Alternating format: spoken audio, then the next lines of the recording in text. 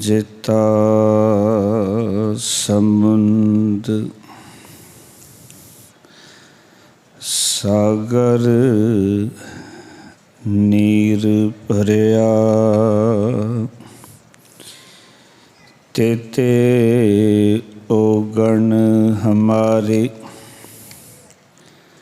दया करो किछ मेहर उपावो, डुबदे पत्थर तारे। जियड़ा अगन बराबर तपै, भीतर वगै काती। प्रणवत नानक हुक्म पछाणै, सुख होवै दिन राती। सतनाम। धन वाहिगुरु साहिब जी। आसा हम कर सूत, तनै नित तन। कंठ जनेऊ तुम्हारे, तुम तो वेद पढ़ो गायत्री। गोविंद हृदय हमारे, मेरी जेहवा विसन नैन नारायण। हृदय वसै गोविंदा, जम द्वार जब पूछस बबरे। तब क्या कहस मुकंदा रहाऊ।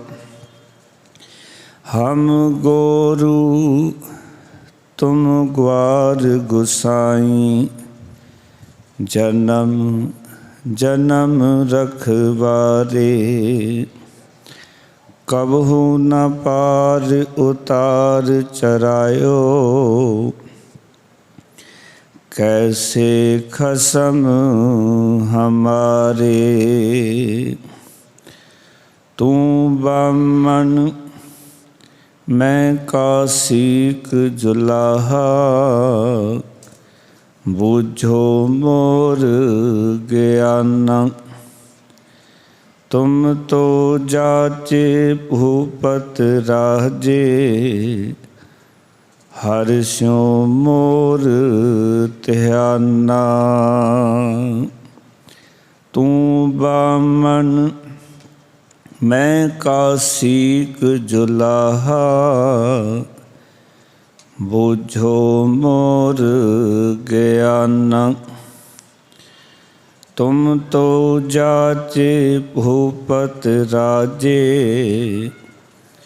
हर्षों मोर ध्याना। वाहिगुरु जी का खालसा, वाहिगुरु जी की फतेह। परम सन्मानयोग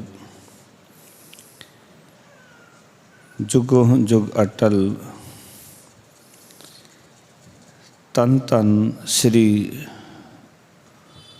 गुरु ग्रंथ साहब महाराज जी की पावन पवित्र पाक हजूरी विच सभाएमान होए बैठे सतसंगी जनों, गुरु महाराज जी की अपार किरपा सदका आप जियां ने संगतां पासों रबी बाणी का कीर्तन सरवण किया है। आओ भगतां दी ਬਾਣੀ ਦੀ ਲੜੀਵਾਰ ਵਿਚਾਰ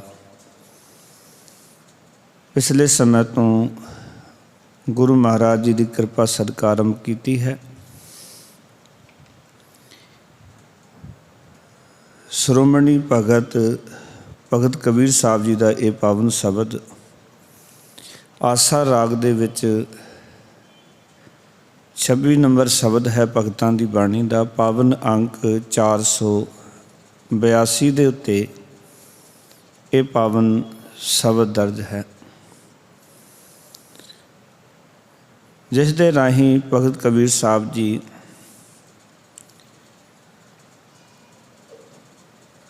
ਇੱਕ ਧਾਰਮਿਕ ਆਗੂ ਨੂੰ ਸੰਬੋਧਨ ਹੁੰਦੇ ਹੋਏ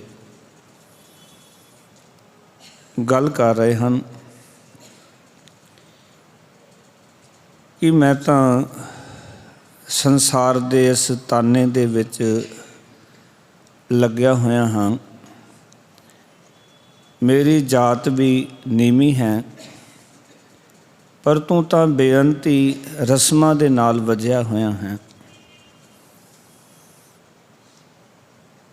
ਤੂੰ ਗਾਇਤਰੀ ਦਾ ਮੰਤਰ ਵੀ ਪੜ੍ਹਦਾ ਹੈ, ਤੂੰ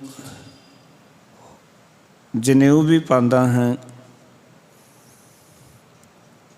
ਪਰ ਇੱਕ ਗੱਲ ਦੱਸ ਵੀ ਤੇਰੀ ਮੁਕਤੀ ਕਿਵੇਂ ਹੋਵੇਗੀ, ਕਿਉਂਕਿ ਤੇਰੇ ਹਿਰਦੇ ਵਿੱਚ ਉਹ ਗੋਬਿੰਦ ਮੈਨੂੰ ਕਿਤੇ ਨਜ਼ਰ ਨਹੀਂ ਆ ਰਿਹਾ। ਉਸ ਦੇ ਨਾਮ ਤੋਂ ਬਿਨਾਂ ਤੂੰ ਕਿਵੇਂ ਮੁਕਤ ਹੋਏਗਾ।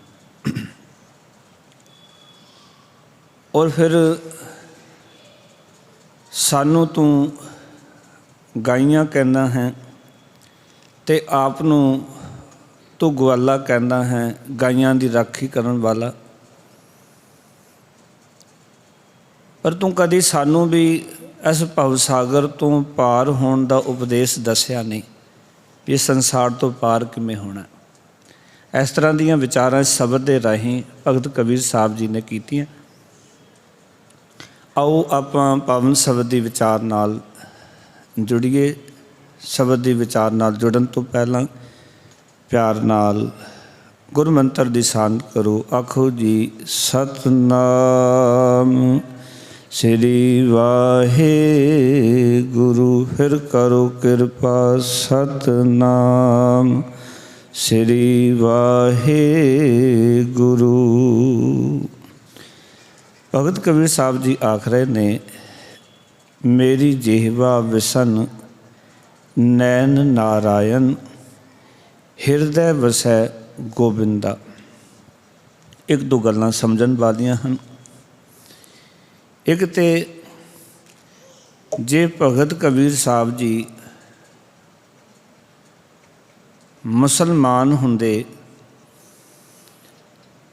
ਤਾਂ ਬ੍ਰਾਹਮਣ ਨੂੰ ਇਹ ਨਾ ਆਖਦੇ ਕਿ ਤੁਸੀਂ ਸਾਡੇ ਰਾਖੇ ਬਣੇ ਆ ਰਹੇ ਹੋ। ਇਸ ਸ਼ਬਦ ਦੇ ਵਿੱਚ ਭਗਤ ਕਬੀਰ ਸਾਹਿਬ ਜੀ ਬ੍ਰਾਹਮਣ ਨੂੰ ਰਾਖਾ ਆਖ ਰਹੇ ਹਨ। ਇਸ ਦਾ ਅਰਥ ਸਪਸ਼ਟ ਹੈ ਕਿ ਉਹ ਮੁਸਲਮਾਨ ਨਹੀਂ ਸਨ, ਕਿਉਂਕਿ ਮੁਸਲਮਾਨ ਦਾ ਕਿਸੇ ਬ੍ਰਾਹਮਣ ਨਾਲ ਕੋਈ ਧਾਰਮਿਕ ਸੰਬੰਧ ਨਹੀਂ ਹੋ ਸਕਦਾ। ਇਹ ਗੱਲ ਵੀ ਪੱਕੀ ਹੋ ਰਹੀ ਹੈ ਇਸ ਗੱਲ ਤੋਂ ਕਿ ਕਬੀਰ ਸਾਹਿਬ ਹਿੰਦੂ ਜੁਲਾਏ ਸਨ ਔਰ ਉਹਨਾਂ ਨੂੰ ਸੂਦਰ ਕਰਕੇ ਦੁਰਕਾਰਿਆ ਜਾਂਦਾ ਸੀ। ਇਸ ਕਰਕੇ ਉਹਨਾਂ ਨੇ ਆਪਣੀ ਵਿਚਾਰ ਨੂੰ ਉਸ ਦੇ ਸਮਕਸ਼ ਰੱਖਦੇ ਹੋਏ ਜੋ ਗੱਲ ਇਸ ਸ਼ਬਦ ਵਿੱਚ ਦਰਸਾ ਰਹੇ ਹਨ, ਆਖ ਰਹੇ ਹਨ ਕਿ ਮੇਰੀ ਜਿਹਵਾ ਵਿਸਨ ਨੈਣ ਨਾਰਾਇਣ, ਹਿਰਦੈ ਵਸੈ ਗੋਬਿੰਦਾ। ਆਖਣ ਲੱਗੇ, ਹੇ ਕਮਲੇ ਬ੍ਰਾਹਮਣ, ਕਹਿੰਦੇ ਨੇ ਪ੍ਰਭੂ ਜੀ ਮੇਰੀ ਰਸਨਾ ਦੇ ਉੱਤੇ, ਜੀਵ ਦੇ ਉੱਤੇ, ਮੇਰੀਆਂ ਅੱਖਾਂ ਵਿੱਚ ਤੇ ਮੇਰੇ ਦਿਲ ਵਿੱਚ ਵਸਦੇ ਹਨ, ਹਿਰਦੇ ਵਿੱਚ ਵਸਦੇ ਹਨ। ਜੇ ਰੱਬ ਦੀ ਗੱਲ ਕਰੀਏ ਨਾ, ਬ੍ਰਾਹਮਣ ਜੀ ਨੂੰ ਸੰਬੋਧਨ ਹੋ ਕੇ ਕਹਿ ਰਹੇ ਹਨ, ਤੂੰ ਆਪਣੇ ਆਪ ਨੂੰ ਸਾਡਾ ਰਾਖਾ ਕਹਿੰਦਾ ਹੈ, ਰਖਵਾਲੀ ਕਰਨ ਵਾਲਾ ਆਖਦਾ ਹੈ, ਪਰ ਮੇਰੇ ਹਿਰਦੇ ਵਿੱਚ, ਮੇਰੀ ਜੀਭ ਦੇ ਉੱਤੇ, ਮੇਰੀ ਅੱਖਾਂ ਵਿੱਚ ਤੇ ਮੇਰੇ ਦਿਲ ਵਿੱਚ ਉਹ ਅਕਾਲ ਪੁਰਖ ਵਾਹਿਗੁਰੂ ਵਸ ਰਿਹਾ, ਗੋਬਿੰਦ ਵਸ ਰਿਹਾ। ਮੇਰੀ ਜਿਹਵਾ ਵਿਸਨ ਨੈਣ ਨਾਰਾਇਣ, ਹਿਰਦੈ ਵਸੈ ਗੋਬਿੰਦਾ। ਮੇਰੇ ਹਿਰਦੇ ਵਿੱਚ ਗੋਬਿੰਦ ਵਸ ਰਿਹਾ। ਅੱਗੇ ਇੱਕ ਸਵਾਲ ਬੜੇ ਕਮਾਲ ਦਾ ਕੀਤਾ। ਆਖਣ ਲੱਗੇ ਇੱਕ ਗੱਲ ਮੈਂ ਤੈਨੂੰ ਪੁੱਛਣਾ ਚਾਹੁੰਦਾ ਹੈ, ਜਮ ਦੁਬਾਰ ਜਬ ਪੂਛਸ ਬਵਰੇ ਤਬ ਕਿਆ ਕਹਿਸ ਮੁਕੰਦਾ।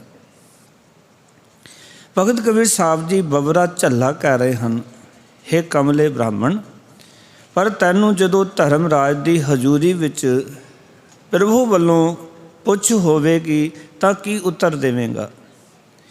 ਕੀ ਕਰਦਾ ਰਿਹਾ ਇਹ ਸਾਰੀ ਉਮਰ ਤੂੰ ਐਵੇਂ ਹੀ ਬਤੀਤ ਕਰ ਲਈ? ਕਿਉਂਕਿ ਤੇਰੇ ਹਿਰਦੇ ਵਿੱਚ ਉਹ ਗੋਬਿੰਦ ਨਹੀਂ, ਉਸ ਪ੍ਰਭੂ ਦੀ ਯਾਦ ਨਹੀਂ। ਉਸ ਅਕਾਲ ਪੁਰਖ ਵਾਹਿਗੁਰੂ ਦੀ ਦਰਗਾਹ ਦੇ ਵਿੱਚ ਜਦੋਂ ਤੈਨੂੰ ਪੁੱਛਿਆ ਜਾਏਗਾ ਤਾਂ ਉੱਥੇ ਕੀ ਜਵਾਬ ਦੇਵੇਂਗਾ? ਹੋਰ ਵੀ ਕਈ ਸ਼ਬਦ ਨੇ ਗੁਰਬਾਣੀ ਦੇ ਵਿੱਚ ਜਿੱਥੇ ਮਹਾਰਾਜ ਨੇ ਆਖਿਆ, ਕਹਿੰਦੇ ਕਹਾਂ ਤੈ ਖਟਿਆ ਕਹਾਂ ਗਵਾਇਆ ਚੱਲੋ ਸਿਤਾਬ ਦੀਵਾਨ ਬੁਲਾਇਆ। ਪੁੱਛਿਆ ਜਾਏਗਾ ਤੂੰ ਕੀ ਖਟਿਆ, ਤੂੰ ਕੀ ਕਮਾ ਕੇ ਆਇਆ, ਤੂੰ ਕਿਹੜੇ ਕਰਮ ਕਰਦਾ ਰਿਹਾ। ਕਹਿੰਦੇ ਨੇ ਜਮ ਦੁਆਰ ਜਬ ਪੁੱਛਸ ਬਵਰੇ, ਹੈ ਕਮਲੇ ਬ੍ਰਾਹਮਣ, ਜਦੋਂ ਪਰਮਾਤਮਾ ਦੇ ਦਰ 'ਤੇ ਜਮਾਂ ਦੇ ਦੁਆਰ 'ਤੇ ਤੂੰ ਜਾਏਗਾ, ਤੇਰੇ ਕੋਲੋਂ ਪੁੱਛਿਆ ਜਾਏਗਾ ਵੀ ਤੂੰ ਹੁਣ ਤੱਕ ਕੀ ਕਰਦਾ ਰਿਹਾ, ਤਬ ਕਿਆ ਕਹਿਸ ਮੁਕੰਦਾ, ਵੀ ਉੱਥੇ ਤੂੰ ਕੀ ਆਖੇਂਗਾ, ਕੀ ਜਵਾਬ ਦੇਵੇਂਗਾ? ਉਸ ਪਰਮਾਤਮਾ ਦੀ ਦਰਗਾਹ ਦੇ ਵਿੱਚ ਕੀ ਉੱਤਰ ਹੋਏਗਾ ਤੇਰਾ? ਕਿਉਂਕਿ ਤੇਰੇ ਕੋਲ ਉਸ ਵੇਲੇ ਕੋਈ ਜਵਾਬ ਨਹੀਂ ਹੋਏਗਾ, ਕਿਉਂਕਿ ਤੂੰ ਤਾਂ ਕਰਮ ਕਾਂਡੀ ਜੀਵਨ ਜੀ ਰਿਹਾ ਹੈ, ਕਰਮ ਕਾਂਡਾਂ ਵਿੱਚ ਪੈ ਕੇ ਆਪਣੀ ਜ਼ਿੰਦਗੀ ਨੂੰ ਬਰਬਾਦ ਕਰ ਰਿਹਾ ਹੈ ਅਤੇ ਹੰਕਾਰਵਸ ਹੋ ਕੇ ਇਹ ਸਮਝ ਕੇ ਵੀ ਸ਼ਾਇਦ ਮੈਂ ਮਨੁੱਖਤਾ ਦਾ ਰਾਖਾ ਹਾਂ, ਮਨੁੱਖਤਾ ਦੇ ਉੱਤੇ ਮੇਰਾ ਅਧਿਕਾਰ ਹੈ, ਮੇਰੀ ਮਨਮਾਨੀ ਹੈ। ਪਰ ਰੱਬ ਦੇ ਦਰਗਾਹ ਦੇ ਉੱਤੇ ਪੁੱਛਿਆ ਜਾਏਗਾ। ਕਿਉਂਕਿ ਕਈ ਵਾਰੀ ਬੰਦਾ ਸੋਚਦਾ ਹੈ ਵੀ ਸ਼ਾਇਦ ਇਹ ਸੰਸਾਰ ਮੇਰੇ ਮੁਤਾਬਿਕ ਚੱਲਦਾ ਹੈ, ਜਾਂ ਮੈਂ ਧਾਰਮਿਕ ਆਗੂ ਹਾਂ ਅਤੇ ਬਸ ਸਭ ਤੋਂ ਵੱਡਾ ਮੈਂ ਹੀ ਹੋ ਗਿਆ ਹਾਂ। ਭਗਤ ਕਬੀਰ ਸਾਹਿਬ ਜੀ ਇਹ ਸਾਰੀਆਂ ਗੱਲਾਂ ਨੂੰ ਸਮਝਾਉਣਾ ਚਾਹੁੰਦੇ ਨੇ ਕਿ ਉੱਥੇ ਜਦੋਂ ਪੁੱਛ ਕੀਤੀ ਜਾਏਗੀ, ਪਰਮਾਤਮਾ ਤੈਨੂੰ ਪੁੱਛੇਗਾ, ਮੁਕਤੀ ਦੇ ਦਾਤੇ ਪਰਮਾਤਮਾ ਨੇ ਪੁੱਛਣਾ ਹੈ। ਧਰਮ ਰਾਜੇ ਦੇ ਦੁਆਰ 'ਤੇ ਜਦੋਂ ਤੂੰ ਪਹੁੰਚੇਗਾ, ਤੇਰਾ ਲੇਖਾ ਜੇਖਾ ਹੋਏਗਾ, ਉੱਥੇ ਸਵਾਲ ਜਵਾਬ ਹੋਣਗੇ, ਤੂੰ ਕੀ ਜਵਾਬ ਦੇਵੇਂਗਾ? ਕਿਉਂ ਗੁਰਬਾਣੀ ਵਿੱਚ ਜਦੋਂ ਅਸੀਂ ਪੜ੍ਹਦੇ ਹਾਂ ਤਾਂ ਮਹਾਰਾਜ ਥਾਂ ਥਾਂ 'ਤੇ ਕਹਿੰਦੇ ਨੇ ਕਿ ਸਭਨਾ ਕਾ ਦਰ ਲੇਖਾ ਹੋਏ, ਕਰਨੀ ਵਾਜੋ ਤਰੈ ਨਾ ਕੋਏ। ਨਾਨਕ ਆਖੈ ਰੇ ਮਨਾ, ਸੁਣੀਐ ਸਿੱਖ ਸਹੀ, ਲੇਖਾ ਰੱਬ ਮੰਗੇਸਿਆ ਬੈਠਾ ਕੱਢ ਵਈ। ਉਸਨੇ ਵਹੀ ਕੱਢ ਲੈਣੀ ਹੈ, ਕੀ ਜਵਾਬ ਦੇਵੇਂਗਾ? ਹੁਣ ਜੋ ਉਸ ਵਿਚਾਰਧਾਰਾ ਨੂੰ ਭਗਤ ਕਬੀਰ ਸਾਹਿਬ ਜੀ ਦੱਸਣਾ ਚਾਹ ਰਹੇ ਹਨ, ਆਖਰ ਨੇ ਹਮ ਕਰ ਸੂਤ ਤਨੈ ਨਿਤ ਤਾਨਾ। ਭਗਤ ਕਬੀਰ ਸਾਹਿਬ ਜੀ ਆਖ ਰਹੇ ਨੇ ਕਿ ਦੇਖ ਤਾਂ ਸਹੀ ਕਿ ਸਾਡੇ ਘਰ ਦੇ ਵਿੱਚ, ਹਮ ਕਰ ਦਾ ਅਰਥ ਹੈ ਸਾਡੇ ਘਰ ਵਿੱਚ, ਤੈਨਾਂ ਦਾ ਅਰਥ ਹੈ ਅਸੀਂ ਤਨਦੇ ਹਾਂ, ਤਾਨਾਂ ਦਾ ਅਰਥ ਹੈ ਇਹ ਤਾਨਾ ਪੇਟਾ। ਕਿਉਂਕਿ ਭਗਤ ਕਬੀਰ ਸਾਹਿਬ ਜੀ ਆਖ ਰਹੇ ਨੇ ਕਿ ਸਾਡੇ ਘਰ ਦੇ ਵਿੱਚ ਤਾਂ ਜਿਹੜੀ ਗੱਲ ਚੱਲਦੀ ਹੈ ਉਹ ਇਹੀ ਹੈ ਕਿ ਸਾਡੀ ਜਾਤ ਬੜੀ ਛੋਟੀ ਹੈ। ਤੁਸੀਂ ਸਾਨੂੰ ਕਹਿੰਦੇ ਹੋ ਵੀ ਤੁਹਾਡਾ ਕੰਮ ਤੇ ਤਨਨਾ ਹੈ, ਤੁਹਾਡਾ ਕੰਮ ਤੇ ਕੱਪੜੇ ਬੁਣਨੇ ਜਾਂ ਕੱਪੜੇ ਤਿਆਰ ਕਰਨੇ ਨੇ, ਕਿਉਂਕਿ ਅਸੀਂ ਤਾਂ ਜਾਤ ਜੀ ਦੁਲਹਾਏ ਜੋ ਹੋਏ। ਅਤੇ ਸਾਡੇ ਘਰ ਦੇ ਵਿੱਚ ਕਿਉਂਕਿ ਸਾਡੀ ਉੱਚੀ ਜਾਤ ਨਹੀਂ ਹੈ, ਸਾਨੂੰ ਨਾ ਹੀ ਉੱਚੀ ਜਾਤ ਦਾ ਮਾਣ ਹੈ, ਕਿਉਂਕਿ ਸਾਨੂੰ ਪਤਾ ਸਾਡੀ ਕਿਰਤ ਬੜੀ ਛੋਟੀ ਜਿਹੀ ਹੈ, ਸਾਡੀ ਵੱਡੀ ਕਿਰਤ ਨਹੀਂ ਹੈ ਕੋਈ, ਅਸੀਂ ਗਰੀਬ ਲੋਕ ਹਾਂ। ਕਹਿੰਦੇ ਹਮ ਕਰ ਸੂਤ ਤਨੈ ਨਿਤ ਤਾਨਾ, ਨਿਤ ਦਾ ਅਰਥ ਹੈ ਹਰ ਰੋਜ਼ ਅਸੀਂ ਤਾਨਾ ਤਨਦੇ ਹਾਂ। ਕੰਠ ਜਨੇਊ ਤੁਮਾਰੇ, ਪਰ ਤੇਰੇ ਗਲੇ ਵਿੱਚ ਜਨੇਊ ਹੈ ਅਤੇ ਸਾਡੇ ਗਲ ਵਿੱਚ ਨਹੀਂ ਹੈ। ਤਾਂ ਵੇਖ ਤਾਂ ਸਹੀ, ਤੁਮ ਤੋਂ ਵੇਦ ਪੜ੍ਹੋ ਗਾਇਤਰੀ, ਗੋਬਿੰਦ ਹਿਰਦੈ ਹਮਾਰਾ। ਤੂੰ ਤਾਂ ਗਾਇਤਰੀ ਦਾ ਮੰਤਰ ਪੜ੍ਹਦਾ ਹੈ, ਤੂੰ ਗਾਇਤਰੀ ਦਾ ਮੰਤਰ ਪੜ੍ਹਦਾ ਹੈ, ਪਰ ਅਸੀਂ ਜੋ ਜੀਵਨ ਦੇ ਵਿੱਚ ਉਸ ਗੋਬਿੰਦ ਨੂੰ ਆਪਣੇ ਹਿਰਦੇ ਵਿੱਚ ਵਸਾਇਆ ਹੈ, ਕਿਉਂਕਿ ਸਾਨੂੰ ਆਪਣੀ ਉੱਚੀ ਜਾਤ ਦਾ ਕੋਈ ਮਾਣ ਨਹੀਂ ਹੈ। ਇਹ ਗੱਲ ਵੀ ਇੱਥੇ ਸਪਸ਼ਟ ਕਰ ਰਹੇ ਨੇ ਭਗਤ ਕਬੀਰ ਸਾਹਿਬ ਜੀ ਕਿ ਜਿੱਥੇ ਕਿਸੇ ਵੀ ਕਿਸਮ ਦਾ ਕੋਈ ਮਾਣ ਹੋਵੇਗਾ, ਅਹੰਕਾਰ ਹੋਵੇਗਾ, ਉੱਥੇ ਪਰਮੇਸ਼ਰ ਜੀ ਹਿਰਦੇ ਵਿੱਚ ਨਹੀਂ ਵਸਣਗੇ।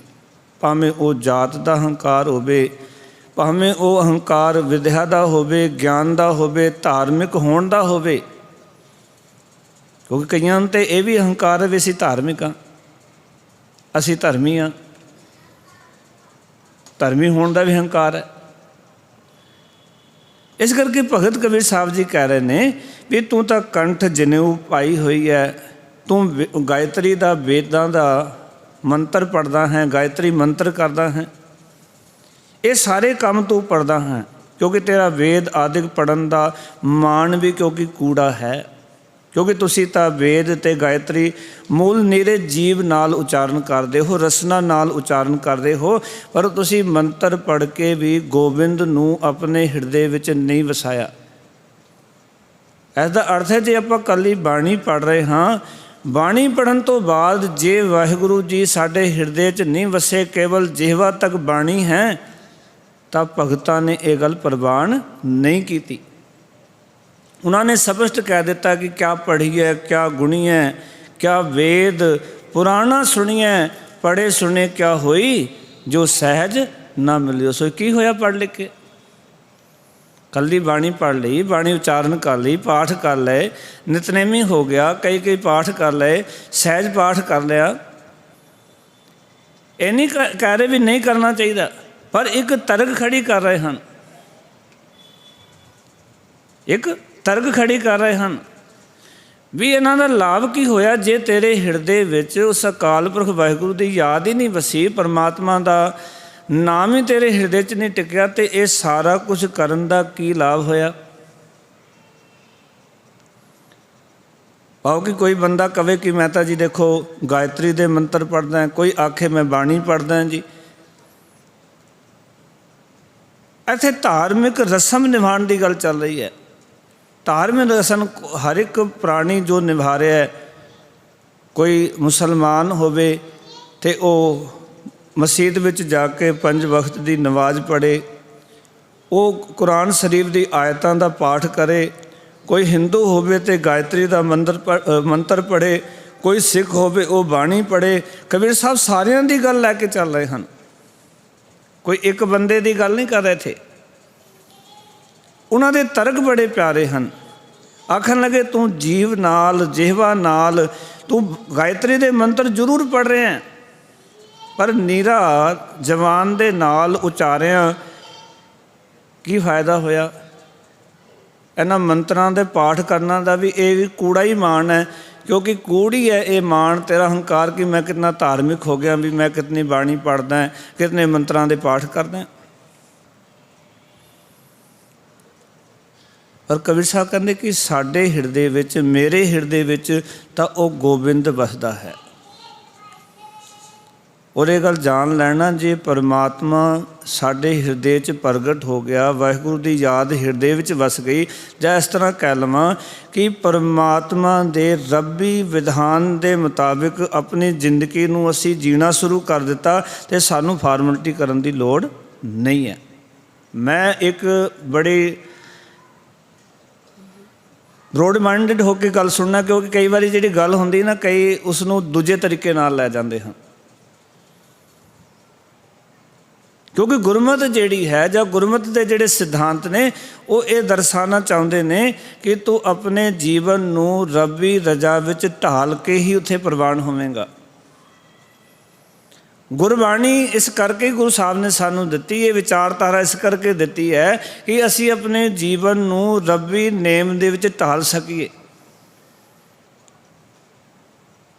ਪਰ ਜੇ ਇਕੱਲਾ ਆਪਾਂ ਮੰਤਰ ਪਾਠ ਹੀ ਕਰੀ ਜਾਈਏ, ਗਿਣਤੀ ਵਿਨਤੀ ਕਰੀ ਜਾਈਏ, ਦੇਖੋ ਨਾ ਅੱਜ ਸਾਡੇ ਵਿੱਚ ਕਿਤਨੇ ਨੇੜੇ ਕਹਿੰਦੇ ਵੀ 51 ਚੌਪਈਆਂ ਦਾ ਪਾਠ ਕਰੋ, ਕੋਈ ਕਹਿੰਦਾ 101 ਜਪਜੀ ਸਾਹਿਬ ਪੜ੍ਹੋ, ਕੋਈ ਕਹਿੰਦਾ ਇਤਨੇ ਜੋ ਸੁਖਮਨੀ ਸਾਹਿਬ ਦੇ ਪਾਠ ਕਰੋ। ਅਸੀਂ ਤੋਤਾ ਰਟਨ ਬਣਾਇਆ ਬਾਣੀ ਨੂੰ, ਸਮਝਣ ਦਾ ਯਤਨ ਹੀ ਨਹੀਂ ਕਰ ਰਹੇ ਸੀ ਬਾਣੀ ਨੂੰ। ਅਸੀਂ ਉਸ ਦੇ ਵਿੱਚ ਹੀ ਖੁਸ਼ ਹਾਂ ਵੀ ਅਸੀਂ ਲਿਖ ਲਿਆ ਡਾਇਰੀ ਦੇ ਉੱਤੇ ਵੀ ਅੱਜ ਅਸੀਂ ਜੋ 40 ਪਾਠ ਕਰ ਲਏ, ਅੱਜ 50 ਪਾਠ ਕਰ ਲਏ, ਚੌਪਈ ਸਾਹਿਬ ਇਤਨੇ ਪਾਠ ਕਰ ਲਏ, ਅਸੀਂ ਲਿਖ ਕੇ ਖੁਸ਼ ਹੋ ਗਏ। ਹੰਕਾਰ ਦੇ ਵਿੱਚ ਹੋਰ ਥੋੜ੍ਹਾ ਜਿਹਾ ਵਾਧਾ ਕਰ ਲਿਆ, ਦੇਖੋ ਅੱਜ ਇਤਨੇ ਪਾਠ ਅਸੀਂ ਕਰ ਦਿੱਤੇ ਨੇ। ਪਰ ਜੇ ਕਿਸੇ ਨੂੰ ਪੁੱਛੋ ਵੀ ਪਹਿਲੀ ਪੰਕਤੀ ਦੇ ਅਰਥ ਕੀ ਨੇ, ਬੰਦੇ ਨੂੰ ਪਤਾ ਹੀ ਨਹੀਂ। ਇੱਕ ਬੰਦਾ ਮੇਰੇ ਕੋਲ ਆਇਆ ਕਿ ਮੈਂ 5000 ਜਪਜੀ ਸਾਹਿਬ ਦੇ ਪਾਠ ਕਰ ਲਏ ਨੇ। ਮੈਂ ਕਿਹਾ ਬੜੀ ਚੰਗੀ ਗੱਲ ਹੈ, 5000 ਜਪਜੀ ਸਾਹਿਬ ਦੇ ਪਾਠ ਕੀਤੇ ਨੇ। ਪਰ ਮੈਂ ਇੱਕ ਗੱਲ ਪੁੱਛਾਂ ਤੈਨੂੰ? ਕਹਿੰਦੇ ਪੁੱਛੋ। ਮੈਂ ਕਿਹਾ ਜਪਜੀ ਸਾਹਿਬ ਦੀ ਪਹਿਲੀ ਪੰਕਤੀ ਦੇ ਅਰਥ ਕੀ ਨੇ? ਸੋਚਿਆ ਸੋਚ ਨਾ ਹੋਵੇ। ਕਹਿੰਦੇ ਜੋ ਸੋਚਦੇ ਹੁੰਦਾ ਹੀ ਨਹੀਂ। ਮੈਂ ਕਿਹਾ ਤੇਰੇ 5000 ਪਾਠ ਤਾਂ ਬੇਕਾਰ ਗਏ, ਕਿਉਂਕਿ ਪਹਿਲੀ ਪੰਕਤੀ ਦੇ ਅਰਥ ਹੀ ਨਹੀਂ ਆਏ ਤੈਨੂੰ। ਅਜੇ ਤਾਂ ਤੂੰ ਪਹਿਲੀ ਪੰਕਤੀ 'ਚ ਨਹੀਂ ਪਹੁੰਚਿਆ, ਅਜੇ ਪਹਿਲੀ ਪੰਕਤੀ ਨੂੰ ਵਿਚਾਰਿਆ ਹੀ ਨਹੀਂ। ਤਰਕ ਕੀ ਸੀ? 5000 ਪਾਠ, ਇੱਕ ਦੋ ਨਹੀਂ, 5000 ਪਾਠ। ਕਿੱਥੇ ਖੜੇ ਅਸੀਂ ਅਜੇ? ਅਹੰਕਾਰ ਨਿਤਨੇਮ ਕਰਨ ਦਾ ਇਤਨਾ ਲਈ ਫਿਰਦੇ। ਅਸੀਂ ਨਿਤਨੇਮੀ ਹਾਂ ਜੀ, ਅਸੀਂ ਰੋਜ਼ ਨਿਤਨੇਮ ਕਰਦੇ।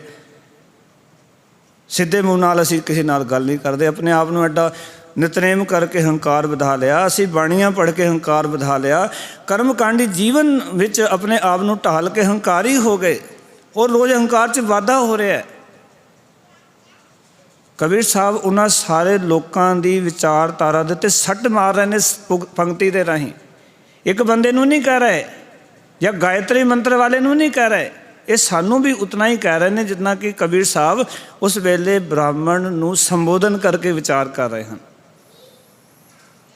ਜੇ ਕਬੀਰ ਸਾਹਿਬ ਅੱਜ ਆਉਣ, ਕਬੀਰ ਸਾਹਿਬ ਅੱਜ ਸਾਨੂੰ ਵੀ ਇਹ ਗੱਲ ਪੁੱਛਣਗੇ ਵੀ ਭਗਤਾ ਸਿੱਖਾ, ਤੂੰ ਗੱਲ ਕਰਦਾ ਗੁਰੂ ਨਾਨਕ ਦੀ, ਤੂੰ ਗੱਲ ਕਰਦਾ ਭਗਤਾਂ ਦੀ ਬਾਣੀ ਦੀ, ਵੀ ਕਦੇ ਜੀਵਨ ਦੇ ਵਿੱਚ ਭਗਤਾਂ ਦੀ ਬਾਣੀ ਨੂੰ ਵਿਚਾਰ ਕੇ ਉਸਨੂੰ ਆਪਣੇ ਜੀਵਨ ਵਿੱਚ ਆਧਾਰ ਬਣਾਇਆ? ਜੇ ਤੂੰ ਆਧਾਰ ਨਹੀਂ ਬਣਾਇਆ, ਉਸ ਮੁਤਾਬਿਕ ਜੀਵਨ ਨਹੀਂ ਜਿਉਂਦਾ, ਤਾਂ ਤੇ ਇਹ ਤੇਰਾ ਜਿਹੜਾ ਕੀਤਾ ਹੋਇਆ ਕਰਮ ਕਾਂਡ ਹੈ ਨਾ, ਇਹ ਸਾਰਾ ਕੂੜਾ ਹੈ, ਵਿਅਰਥ ਹੈ, ਕਿਉਂਕਿ ਤੂੰ ਰਸਨਾ ਤੱਕ ਜਪਦਾ ਰਿਹਾ। ਮਾਫ਼ ਕਰਨਾ, ਜੇ ਬਾਣੀ ਹਿਰਦੇ ਵਿੱਚ ਨਹੀਂ ਜਾ ਰਹੀ, ਰਸਨਾ ਤੱਕ ਜਪਣਾ ਕੇਵਲ ਕੁਰਲੀਆਂ ਕਰਨਾ ਹੈ। ਜਦੋਂ ਤੱਕ ਪਾਣੀ ਅਸੀਂ ਅੰਦਰ ਨਹੀਂ ਲੈ ਕੇ ਜਾਵਾਂਗੇ, ਪਿਆਸ ਨਹੀਂ ਬੁਝੇਗੀ। ਕੁਰਲੀ ਪੂਰਾ ਦਿਨ ਕਰਦੇ ਰਹੋ। ਇੱਕ ਵਾਰੀ ਨਾ ਗੁਰੂ ਗੋਬਿੰਦ ਸਿੰਘ ਮਹਾਰਾਜ ਨੇ ਸਮਾਂ ਸਿਰ ਸਿੱਖਾਂ ਦਾ ਇਮਤਿਹਾਨ ਲੈਣ ਵਾਸਤੇ ਨਾ, ਵੀ ਸਿੱਖਾਂ ਨੂੰ ਪ੍ਰੈਕਟੀਕਲ ਜੀਵਨ ਦੇਣਾ। ਅਨੰਦਪੁਰ ਸਾਹਿਬ ਦੀ ਘਟਨਾ, ਆਸਾ ਕੀ ਵਾਰ ਦਾ ਭੋਗ ਪਿਆ। ਸਤਿਗੁਰੂ ਜੀ ਨੇ ਕਿਹਾ ਸਿੱਖਾਂ ਨੂੰ ਵੀ ਪਾਣੀ ਦੇ ਘੜੇ ਭਰ ਕੇ ਲੈ ਕੇ ਆਓ। ਸਿੱਖ ਦੌੜੇ ਜਾ ਰਹੇ ਨੇ, ਵੀ 10ਵੇਂ ਪਾਤਸ਼ਾਹ ਨੇ ਹੁਕਮ ਕੀਤਾ ਵੀ ਪਾਣੀ ਦੇ ਘੜੇ ਲੈ ਕੇ ਆਉਣੇ ਨੇ। ਲਗਭਗ 100 ਘੜੇ ਗੁਰੂ ਸਾਹਿਬ ਜੀ ਨੇ ਇਕੱਠੇ ਕਰ ਲਏ, ਪਾਣੀ ਦੇ ਭਰ ਕੇ ਆ ਗਏ। ਗੁਰੂ ਸਾਹਿਬ ਜੀ ਨੇ, ਜਿਹੜੇ ਸਿੱਖ ਕੇਵਲ ਤੋਤਾ ਰਟਨ ਕਰਦੇ ਸਨ, ਜਿਹੜੇ ਕਿ ਉਸ ਗੱਲ ਦਾ ਅਹੰਕਾਰ ਕਰਦੇ ਸਨ, ਕਿਉਂਕਿ ਕਈ ਸਿੱਖ ਅਨੰਦਪੁਰ ਸਾਹਿਬ ਵਿੱਚ ਐਸੇ ਵੀ ਰਹਿੰਦੇ ਸਨ ਜਿਹੜੇ ਕਿ ਇੱਕੋ ਪੰਕਤੀ ਦਾ ਪਾਠ ਕਰਦੇ ਸਨ। ਇੱਕ ਸਿੱਖ ਦਾ ਨਾਮ ਆਉਂਦਾ ਆਨੰਦ ਸਿੰਘ। ਉਹ ਇੱਕੋ ਹੀ ਪੰਕਤੀ ਪੜ੍ਹਦਾ ਸੀ, ਸਵੇਰੇ ਆਨੰਦ ਪਿਆ ਮੇਰੀ ਮਾਏ ਸਤਿਗੁਰੂ ਮੈਂ ਪਾਇਆ। ਬਸ ਆਨੰਦ ਵਿੱਚ ਚਲਾ ਜਾਂਦਾ ਸੀ, ਪੂਰਾ ਦਿਨ ਆਨੰਦ ਵਿੱਚ ਰਹਿੰਦਾ ਸੀ, ਇੱਕੋ ਪੰਕਤੀ ਪੜ੍ਹ ਕੇ। ਸਿੱਖਾਂ ਨੇ ਸ਼ਿਕਾਇਤ ਕਰ ਦਿੱਤੀ, ਅਸੀਂ 7 ਬਾਣੀਆਂ ਦਾ ਨਿਤਨੇਮ ਕਰਦੇ ਹਾਂ। ਕੋਈ ਕਹਿੰਦਾ ਮੈਂ 11 ਬਾਣੀਆਂ ਪੜ੍ਹਦਾ, ਕੋਈ ਕਹਿੰਦਾ ਮੈਂ 5 ਬਾਣੀਆਂ ਪੜ੍ਹਦਾ, ਅਤੇ ਸਤਿਗੁਰੂ ਜੀ ਉਹ ਇੱਕੋ ਹੀ ਪੰਕਤੀ ਪੜ੍ਹਦਾ। ਗੁਰੂ ਮਹਾਰਾਜ ਨੇ ਇਹ ਗੱਲ ਸਮਝਾਉਣੀ ਸੀ। ਮੈਂ ਇਹ ਨਹੀਂ ਕਹਿ ਰਿਹਾ ਨਿਤਨੇਮ ਨਹੀਂ ਕਰਨਾ, ਮੈਂ ਇਹ ਨਹੀਂ ਕਹਿ ਰਿਹਾ ਪਾਠ ਨਹੀਂ ਕਰਨਾ, ਸਹਿਜ ਪਾਠ ਨਹੀਂ ਕਰਨੇ, ਜਾਂ ਗੁਰੂ ਗੋਬਿੰਦ ਸਿੰਘ ਮਹਾਰਾਜ ਇਹ ਨਹੀਂ ਕਹਿਣਾ ਚਾਹੁੰਦੇ ਸੀ। ਉੱਥੇ ਗੁਰੂ ਸਾਹਿਬ ਜੀ ਸਿੱਖਾਂ ਨੂੰ ਸਮਝਾਉਣਾ ਚਾਹੁੰਦੇ ਸੀ ਵੀ ਤੁਹਾਡਾ ਇਤਨੇ ਪਾਠ ਕਰਨ ਤੋਂ ਬਾਅਦ ਤੁਹਾਡਾ ਮਾਨਸਿਕ ਪੱਧਰ ਕਿੱਥੇ ਹੈ, ਤੁਸੀਂ ਮਾਨਸਿਕ ਤੌਰ ਤੋਂ ਕਿੱਥੇ ਸਟੈਂਡ ਕਰਦੇ ਹੋ। ਵੈਸੇ ਬਾਣੀ ਵੀ ਇਤਨੀ ਜ਼ਿਆਦਾ ਪੜ੍ਹਦੇ ਹੋ, ਤਾਂ ਤੁਹਾਡਾ ਮਾਨਸਿਕ ਲੈਵਲ ਕੀ ਹੈ। ਹੁਣ ਸਿੱਖਾਂ ਨੂੰ ਗੱਲ ਸਮਝ ਨਾ ਆਈ, ਮਹਾਰਾਜ ਇਹ ਕੀ ਕਰਨਾ ਹੈ। ਜਿਹੜੇ ਸਿੱਖਾਂ ਨੇ ਸ਼ਿਕਾਇਤ ਕੀਤੀ ਸੀ ਆਨੰਦ ਸਿੰਘ ਦੀ, ਮਹਾਰਾਜ ਨੇ ਕਿਹਾ ਵੀ ਕੰਮ ਕਰੋ, ਵੀ ਇਹ 100 ਘੜੇ ਨੇ, ਗਿਣਤੀ ਕਿਤਨੀ ਹੈ, 100 ਪਾਣੀ ਦੇ ਭਰੇ ਹੋਏ ਘੜੇ ਨੇ। ਇਹਨਾਂ ਸਾਰੇ ਘੜਿਆਂ ਨੂੰ ਖਾਲੀ ਕਰਨਾ ਹੈ, ਅਤੇ ਮੂੰਹ ਦੇ ਨਾਲ ਲਾ ਕੇ, ਆਪਣੇ ਮੂੰਹ ਕੋਲ ਲਾ ਕੇ, ਪਾਣੀ ਅੰਦਰ ਵੀ ਨਹੀਂ ਜਾਣਾ ਚਾਹੀਦਾ ਅਤੇ ਘੜੇ ਵਿੱਚ ਵੀ ਨਹੀਂ ਜਾਣਾ ਚਾਹੀਦਾ। ਸਿੱਖਾਂ ਨੇ ਸੋਚਿਆ ਵੀ ਸ਼ਾਇਦ ਗੁਰੂ ਸਾਹਿਬ ਕੋਈ ਕਰਾਮਾਤ ਵਰਤਾ ਰਹੇ ਨੇ, ਵੀ ਗੁਰੂ ਸਾਹਿਬ ਕਹਿੰਦੇ ਮੁਖ ਵਿੱਚ ਵੀ ਨਹੀਂ ਜਾਣਾ ਚਾਹੀਦਾ। ਗਰਮੀ ਦੇ ਦਿਨ ਸਨ, ਔਰ ਘੜੇ ਵਿੱਚ ਵੀ ਨਹੀਂ ਰਹਿਣਾ ਚਾਹੀਦਾ, ਘੜੇ ਖਾਲੀ ਵੀ ਹੋਣੇ ਚਾਹੀਦੇ। ਇੱਕ ਨਹੀਂ, 2 ਨਹੀਂ, 100 ਦੇ 100 ਘੜੇ ਖਾਲੀ ਕਰਦੇ। ਸਤਿਗੁਰੂ ਗਮਗੀਨ ਹੋ ਗਏ। ਇਹ ਸਿੱਖਾਂ ਨੂੰ ਗੱਲ ਸਮਝ ਨਹੀਂ ਆਈ। ਇਹਨਾਂ ਨੂੰ ਗੁਰੂ ਦਾ ਕੰਮ ਪਾਣੀ ਵਿਅਰਥ ਕਰਨਾ ਥੋੜ੍ਹੀ ਸੀ। ਗੁਰੂ ਉਹਦੇ ਵਿੱਚੋਂ ਕੋਈ ਗੱਲ ਸਮਝਾਉਣਾ ਚਾਹੁੰਦਾ ਸੀ ਆਪਣੇ ਸਿੱਖਾਂ ਨੂੰ ਵੀ ਅਸਲ ਗੱਲ ਕੀ ਹੈ। ਗੁਰੂ ਸਾਹਿਬ ਨੇ ਜਦੋਂ ਪੁੱਛਿਆ ਸਿੱਖੋ ਵੀ ਤੁਸੀਂ 100 ਘੜੇ ਪਾਣੀ ਦੇ ਖਾਲੀ ਕਰ ਦਿੱਤੇ, ਕਹਿੰਦੇ ਹਾਂਜੀ। ਮਹਾਰਾਜ ਕਹਿੰਦੇ ਤੁਹਾਡੀ ਪਿਆਸ ਬੁਝ ਗਈ। ਮਹਾਰਾਜ ਪਿਆਸ ਕਿਵੇਂ ਬੁਝਣੀ ਸੀ? ਤੁਸੀਂ ਤਾਂ ਕਿਹਾ ਵੀ ਪਾਣੀ ਮੁਖ ਦੇ ਵਿੱਚ ਨਹੀਂ ਜਾਣਾ ਚਾਹੀਦਾ। ਪਾਣੀ ਤਾਂ ਮੂੰਹ ਨੂੰ ਲਾ ਕੇ ਅਸੀਂ ਡੋਲ ਦਿੱਤੇ 100 ਘੜੇ, ਪਿਆਸ ਕਿਵੇਂ ਬੁਝਣੀ ਸੀ? ਪਿਆਸ ਤਾਂ ਬੁਝਦੀ ਜੇ ਪਾਣੀ ਅੰਦਰ ਜਾਂਦਾ। ਤੇ ਮਹਾਰਾਜ ਕਹਿੰਦੇ ਇਹੀ ਗੱਲ ਸਮਝਾਉਣਾ ਚਾਹੁੰਦਾ। ਇਹ ਬਾਣੀ ਤਾਂ 7 ਪੜ੍ਹ ਲੀਆਂ, ਕਿਸੇ ਨੇ 5 ਪੜ੍ਹ ਲੀਆਂ, ਕਿਸੇ ਨੇ 11 ਬਾਣੀਆਂ ਪੜ੍ਹ ਲੀਆਂ, ਪਰ ਬਾਣੀ ਤੁਹਾਡੀ ਰਸਨਾ ਤਰ ਕਰੇਗੀ, ਅੰਦਰ ਗਈ ਕਿਸੇ ਦੇ ਨਹੀਂ। ਉਚਾਰਨ ਕਰੋ ਸਤਨਾਮ। ਭਾਈ ਆਨੰਦ ਸਿੰਘ ਇੱਕੋ ਹੀ ਪੰਕਤੀ ਪੜ੍ਹਦਾ ਪਰ ਅੰਦਰ ਚਲੀ ਗਈ। ਬਸ ਇੱਕੋ ਪੰਕਤੀ ਕਹਿੰਦਾ, ਆਨੰਦ ਪਿਆ ਮੇਰੀ ਮਾਏ ਸਤਿਗੁਰੂ ਮੈਂ ਪਾਇਆ। ਸਤਿਗੁਰੂ ਨੂੰ ਅਨੁਭਵ ਕਰਦਾ ਵੀ ਮੈਂ ਸਤਿਗੁਰੂ ਨੂੰ ਪ੍ਰਾਪਤ ਕਰ ਲਿਆ। ਅਸੀਂ ਬਾਣੀ ਪੜ੍ਹ ਕੇ ਅਨੁਭਵ ਕੀਤਾ ਵੀ ਸਤਿਗੁਰੂ ਜੀ ਨੂੰ ਪ੍ਰਾਪਤ ਕਰ ਲਿਆ। ਸਤਿਗੁਰ ਦੀ ਪ੍ਰਾਪਤੀ ਦੇ ਲੱਛਣ ਕੀ ਨੇ? ਕਦੀ ਸਵਾਲ ਕੀਤਾ ਆਪਣੇ ਆਪ ਨੂੰ ਵੀ ਅਸੀਂ ਰੋਜ਼ ਪੜ੍ਹ ਕੇ ਪੰਕਤੀ ਚਲੇ ਜਾਂਦੇ ਹਾਂ, ਔਰ ਕਿਤਨੇ ਵਾਰੀ ਇਹ ਪੰਕਤੀ ਪੜ੍ਹੀ ਜਾਂਦੀ ਸਵੇਰ ਤੋਂ ਸ਼ਾਮ ਤੱਕ? ਜਿਤਨੇ ਵੀ ਕੀਰਤਨ ਦਰਬਾਰ ਹੁੰਦੇ ਨੇ, ਜਿਤਨੇ ਵੀ ਗੁਰਮਤਿ ਦੇ ਸਮਾਗਮ ਗੁਰਦੁਆਰੇ ਵਿੱਚ ਹੁੰਦੇ ਨੇ, ਨਿਤਨੇਮ ਹੁੰਦਾ ਹੈ ਆਸਾ ਕੀ ਵਾਰ ਦੇ ਕੀਰਤਨ ਤੋਂ ਬਾਅਦ, ਸ਼ਾਮ ਨੂੰ ਰਹਿਰਾਸ ਵੇਲੇ, ਉਸ ਤੋਂ ਬਾਅਦ ਜਦੋਂ ਹੁਣ ਸਮਾਪਤੀ ਕਰਾਂਗੇ ਫਿਰ ਪੜ੍ਹਾਂਗੇ। ਹਰ ਪ੍ਰੋਗਰਾਮ 'ਚ ਪੜ੍ਹੀ ਜਾਣ ਵਾਲੀ ਪੰਕਤੀ ਹੈ। ਪਰ ਕਦੀ ਸੋਚਿਆ ਵੀ ਗੁਰੂ ਸਾਹਿਬ ਕਹਿੰਦੇ ਆਨੰਦ ਪਿਆ ਮੇਰੀ ਮਾਏ ਸਤਿਗੁਰੂ ਮੈਂ ਪਾਇਆ, ਵੀ ਮੈਨੂੰ ਆਨੰਦ ਦੀ ਪ੍ਰਾਪਤੀ ਹੋ ਗਈ ਕਿਉਂਕਿ ਮੈਂ ਸਤਿਗੁਰੂ ਪ੍ਰਾਪਤ ਕਰ ਲਿਆ। ਹੇ ਮੇਰੀ ਮਾਂ, ਮੈਂ ਆਨੰਦ ਪ੍ਰਾਪਤ ਕਰ ਲਿਆ। ਹੁਣ ਮੈਂ ਆਨੰਦ ਸਾਹਿਬ ਵੀ ਪੜ੍ਹ ਰਿਹਾ, ਮੱਥੇ 'ਤੇ ਤੂੜੀਆਂ ਪਈਆਂ ਹੋਈਆਂ, ਮੈਂ ਪਰੇਸ਼ਾਨ ਹਾਂ। ਕੀ ਸਤਿਗੁਰੂ ਨੂੰ ਪੁੱਛਿਆ ਵੀ ਜਦੋਂ ਸਤਿਗੁਰੂ ਜੀ ਦੀ ਪ੍ਰਾਪਤੀ ਹੁੰਦੀ ਹੈ ਤਾਂ ਉਹਦੀ ਨਿਸ਼ਾਨੀ ਕੀ ਹੈ? ਮਹਾਰਾਜ ਕਹਿੰਦੇ ਜਿਸ ਮਿਲੀਐ ਮਨ ਹੋਏ ਆਨੰਦ ਸੋ ਸਤਿਗੁਰ ਕਹੀਐ। ਜਿਸ ਨੂੰ ਮਿਲ ਕੇ ਆਨੰਦ ਆਉਂਦਾ ਉਸ ਨੂੰ ਸਤਿਗੁਰ ਕਹਿੰਦੇ। ਇੱਕ ਪਾਸੇ ਪੜ੍ਹਦੇ ਆਨੰਦ ਪਿਆ ਮੇਰੀ ਮਾਏ ਸਤਿਗੁਰੂ ਮੈਂ ਪਾਇਆ, ਮੈਂ ਪ੍ਰਾਪਤ ਕਰ ਲਿਆ, ਅਤੇ ਦੂਜੇ ਪਾਸੇ ਮਹਾਰਾਜ ਕਹਿੰਦੇ ਨੇ ਜਿਸ ਮਿਲੀਐ ਮਨ ਹੋਏ ਆਨੰਦ ਸੋ ਸਤਿਗੁਰ ਕਹੀਐ। ਮਨ ਕੀ ਦੁਵਿਧਾ ਵਿਨਸ ਜਾਏ ਹਰ ਪਰਮ ਪਦ ਲਈਏ। ਮਨ ਦੀ ਦੁਵਿਧਾ ਖਤਮ ਹੋ ਜਾਂਦੀ ਹੈ, ਪਰਮ ਪਦ ਵੀ ਹਾਸਲ ਹੋ ਜਾਂਦੀ ਹੈ। ਸਤਿਗੁਰੂ ਦੀ ਪ੍ਰਾਪਤੀ ਦੀ ਇਹ ਨਿਸ਼ਾਨੀ ਹੈ। ਪਰ ਮੈਂ ਤਾਂ ਦੁਵਿਧਾ ਵਿੱਚ ਜਿਉਂਦਾ, ਰੋਜ਼ ਪੜ੍ਹੀ ਜਾਂਦਾ ਹੈ ਆਨੰਦ ਪਿਆ ਮੇਰੀ ਮਾਏ ਸਤਿਗੁਰੂ ਮੈਂ ਪਾਇਆ। ਕਦੀ ਵਿਚਾਰਿਆ ਹੀ ਨਹੀਂ ਇਸ ਗੱਲ ਨੂੰ, ਕਦੀ ਵਿਚਾਰ ਹੀ ਨਹੀਂ ਕੀਤੀ ਵੀ ਮੈਂ ਰੋਜ਼ ਪੜ੍ਹੀ ਜਾ ਰਿਹਾ ਨਾ। ਇਹ ਸਤਿਗੁਰੂ ਤਾਂ ਦੱਸ ਰਹੇ, ਨਿਸ਼ਾਨੀ ਦੱਸ ਰਹੇ ਨੇ ਕਿ ਮਨ ਦੀ ਦੁਵਿਧਾ ਖਤਮ ਹੋ ਜਾਂਦੀ ਹੈ, ਦੁਚਿੱਤਾ ਕੋਈ ਨਹੀਂ ਰਹਿੰਦਾ, ਉੱਚਾ ਆਤਮਿਕ ਜੀਵਨ ਹਾਸਲ ਹੋ ਜਾਂਦਾ ਜਦੋਂ ਸਤਿਗੁਰੂ ਜੀ ਮਿਲ ਜਾਂਦੇ ਹਨ। ਗੁਰ ਲਾਗਾ ਤਬ ਜਾਣੀਏ ਮਿਟੈ ਸੋਗ ਤਨਤਾਪ। ਗੁਰੂ ਲੱਗਿਆ ਹੋਇਆ ਤਾਂ ਸਮਝੋ ਜਦੋਂ ਸਾਡਾ ਸੋਗ, ਚਿੰਤਾ, ਤਾਪ, ਇਹ ਵਿਆਧੀਆਂ ਸਾਰੀਆਂ ਮਿਟ ਜਾਣ, ਸਮਝ ਲਓ ਸਾਨੂੰ ਗੁਰੂ ਸਾਹਿਬ ਦੀ ਪ੍ਰਾਪਤੀ ਹੋ ਗਈ। ਗੁਰਬਾਣੀ ਕਹਿ ਰਹੀ ਹੈ ਗੱਲ। ਇਸ ਕਰਕੇ ਭਗਤ ਕਬੀਰ ਸਾਹਿਬ ਨੂੰ ਇਹ ਬਚਨ ਕਹਿਣੇ ਪਏ। ਕਹਿੰਦੇ ਨੇ ਹਮ ਕਰ ਸੂਤ ਤਨੈ ਨਿਤ ਤਾਨਾ ਕੰਠ ਜਨੇਊ ਤੁਮਾਰੇ, ਤੁਮ ਤੋ ਵੇਦ ਪੜੋ ਗਾਇਤਰੀ ਗੋਬਿੰਦ ਹਿਰਦੈ ਹਮਾਰੇ। ਤੁਸੀਂ ਤਾਂ ਰਸਨਾ ਤੱਕ ਕਹਿੰਦੇ ਗਾਇਤਰੀ ਦਾ ਮੰਤਰ ਪੜ੍ਹਦੇ ਹੋ, ਪਰ ਇਹ ਜੋ ਉਸ ਦਾ ਹੰਕਾਰ ਵੀ ਕਰਦੇ ਹੋ, ਕਿਉਂਕਿ ਤੂੰ ਕਹਿੰਦਾ ਕਿ ਵੇਦ ਆਦਿਕ ਮੰਤਰ ਪੜ੍ਹ ਰਿਹਾ ਮੈਂ, ਔਰ ਮੈਂ ਕਿਤਨਾ ਚੰਗਾ ਹਾਂ ਕਿ ਦੇਖੋ ਮੈਂ ਇਤਨੇ ਵਾਰੀ ਗਾਇਤਰੀ ਮੰਤਰ ਕਰ ਲੈਂਦਾ। ਭਗਤ ਕਬੀਰ ਸਾਹਿਬ ਕਹਿੰਦੇ ਇਹ ਕੂੜਾ ਮਾਨ ਹੈ, ਕਿਉਂਕਿ ਰਸਨਾ ਤੱਕ ਹੈ, ਉਹ ਮੰਤਰ ਤੇਰੇ ਦਿਲ ਤੱਕ ਨਹੀਂ ਗਿਆ, ਹਿਰਦੇ ਤੱਕ ਨਹੀਂ ਗਿਆ। ਪਰ ਦੇਖ ਮੇਰੇ ਹਿਰਦੇ ਵਿੱਚ ਉਹ ਅਕਾਲ ਪੁਰਖ ਵਾਹਿਗੁਰੂ, ਉਹ ਪਰਮੇਸ਼ਰ ਵਸਦਾ ਹੈ। ਫਿਰ ਕਹਿਣ ਲੱਗੇ, ਆਖਣ ਲੱਗੇ, ਕਹਿੰਦੇ ਦੇਖ ਹਮ ਗੋਰੂ ਤੁਮ ਗਵਾਰ ਗੁਸਾਈ, ਜਨਮ ਜਨਮ ਰਖਵਾਰੇ। ਆਖਣ ਲੱਗੇ ਕਈ ਜਨਮਾਂ ਤੋਂ ਤੁਸੀਂ ਲੋਕ ਸਾਡੇ ਰਾਖੇ ਬਣੇ ਆ ਰਹੇ ਹੋ, ਅਸੀਂ ਤੁਹਾਡੀਆਂ ਗਾਈਆਂ ਬਣੇ ਹੋਏ ਹਾਂ ਅਤੇ ਤੁਸੀਂ ਸਾਡੇ ਖਸਮ ਗਵਾਲੇ ਬਣੇ ਹੋਏ ਹੋ। ਹਮ ਗੋਰੂ, ਗੋਰੂ ਦਾ ਅਰਥ ਹੁੰਦਾ ਹੈ ਗਾਈਆਂ। ਤੁਮ ਗੁਹਾਰ ਗੁਸਾਈ, ਤੁਸੀਂ ਗਵਾਲੇ ਬਣੇ ਹੋਏ ਹੋ। ਤੁਸੀਂ ਦੇਖੋ ਨਾ ਕਿਸ ਤਰ੍ਹਾਂ ਨੀਵੀਂ ਜਾਤਾਂ ਦੇ ਉੱਤੇ ਅਤਿਆਚਾਰ ਕੀਤੇ ਜਾਂਦੇ, ਕਿਵੇਂ ਸੂਦਰ ਸੂਦਰ ਕਹਿ ਕੇ ਦੁਰਕਾਰਿਆ ਜਾਂਦਾ ਹੈ। ਵੱਡੀ ਜਾਤ ਦਾ ਕਿਵੇਂ ਲੋਕ ਮਾਣ ਅਤੇ ਹੰਕਾਰ ਕਰਦੇ ਹਨ।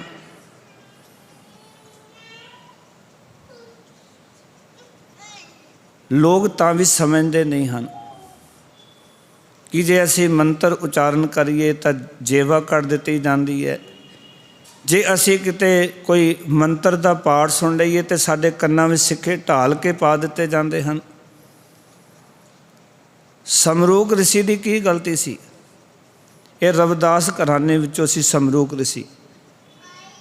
ਸਮਰੂਕ ਦੀ ਸਿਰਫ ਗਲਤੀ ਇਹ ਸੀ ਕਿ ਇਸ ਨੇ ਰੂਹਾਨੀ ਜੀਵਨ ਨੂੰ ਹਾਸਲ ਕਰ ਲਿਆ। ਇਸ ਨੇ ਰੱਬ ਦੀ ਸਿਫਤ ਸਲਾਹ ਕੀਤੀ,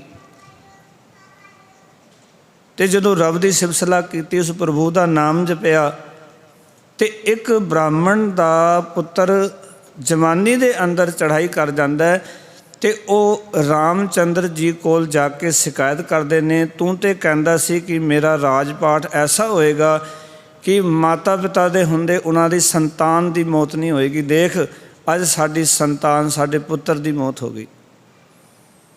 ਰਾਮਚੰਦਰ ਜੀ ਨੇ ਪੁੱਛਿਆ ਕਿਉਂ ਹੋਈ ਹੈ?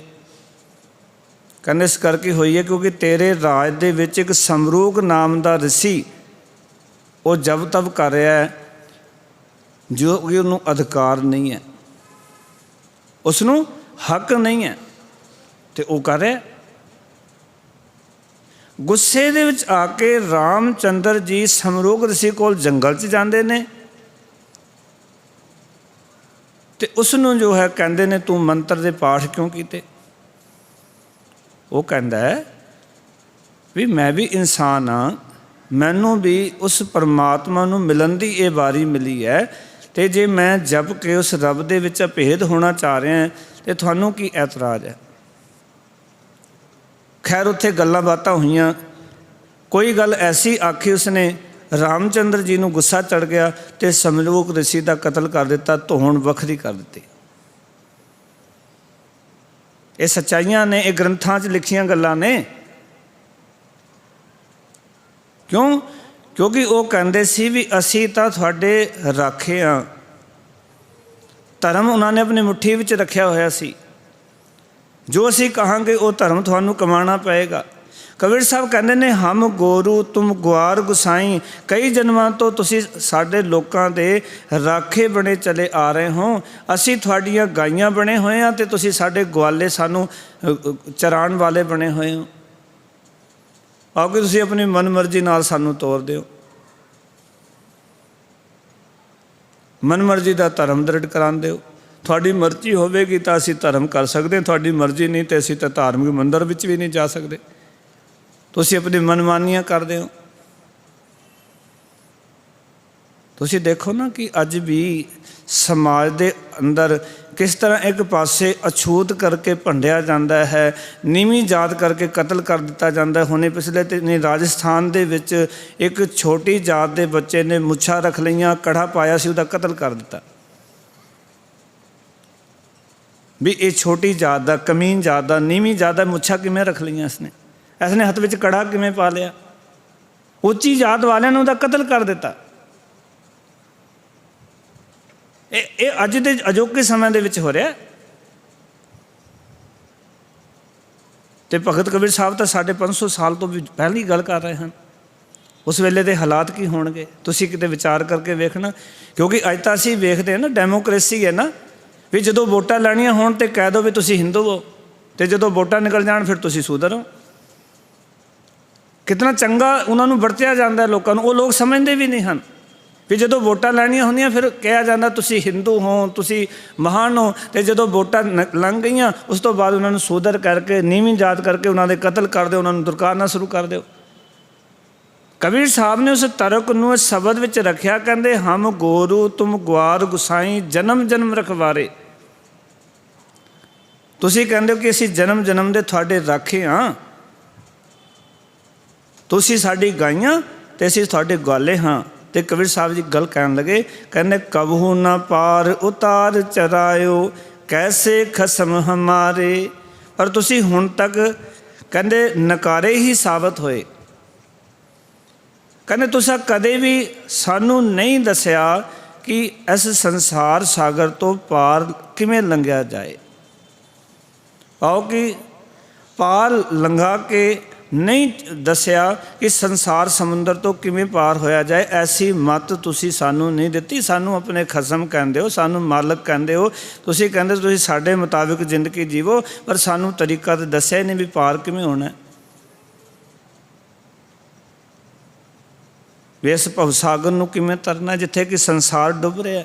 ਜਿੱਥੇ ਆਪਾਂ ਰੋਜ਼ ਪੜ੍ਹਦੇ ਹਾਂ ਕਿ ਤਿਤ ਸਰਵਰ ਡੈ ਪਹਿਲੇ ਨਿਵਾਸਾ ਪਾਣੀ ਪਾਵਕ ਤਿਨਹਿ ਕੀਆ ਪੰਕਜ ਮੋਹ ਪਗ ਨਹੀਂ ਚਾਲੈ ਹਮ ਦੇਖਾ ਤਹਿ ਡੋਬੀ ਵਾਲੇ ਅਸੀਂ ਦੇਖਿਆ। ਮਹਾਰਾਜ ਕਹਿੰਦੇ ਸੰਸਾਰ ਡੁੱਬ ਰਿਹਾ, ਪਰ ਤੁਹਾਡਾ ਤਾਂ ਕੰਮ ਸੀ ਕਿ ਤੁਸੀਂ ਪਾਰ ਕਰਨਾ ਸੀ। ਪਰ ਕਬੂ ਨਾ ਪਾਰ ਉਤਾਰ ਚਰਾਇਓ, ਸਾਨੂੰ ਲੰਘਾ ਕੇ ਨਾ ਚਾਰਿਆ ਪਾਓ। ਇਸ ਸੰਸਾਰ ਸਮੁੰਦਰ ਤੋਂ ਪਾਰ ਲੰਘਣ ਵਾਲੀ ਕੋਈ ਮਤ ਨਾ ਦਿੱਤੀ, ਕੋਈ ਗਿਆਨ ਨਾ ਦਿੱਤਾ ਵੀ ਪਾਰ ਕਿਵੇਂ ਹੋਣਾ।